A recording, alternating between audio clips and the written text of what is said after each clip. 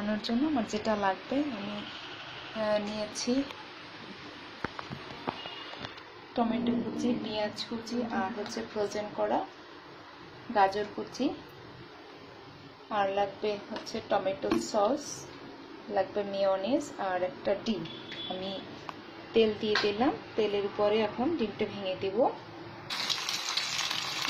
ডিম তেলের উপর ছেড়ে দিয়ে একটু লবণ দিয়ে স্ক্র্যাম্বল করে নেব।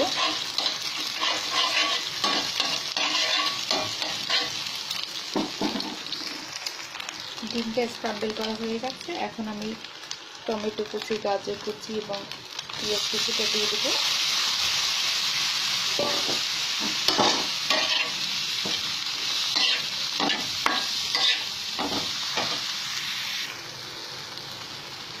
দিয়ে দিলাম একটু সস, দিলাম একটু মেয়োনিজ। এটা হয়ে গেছে। এখন আমি এগুলো ব্রেডের উপর দিব।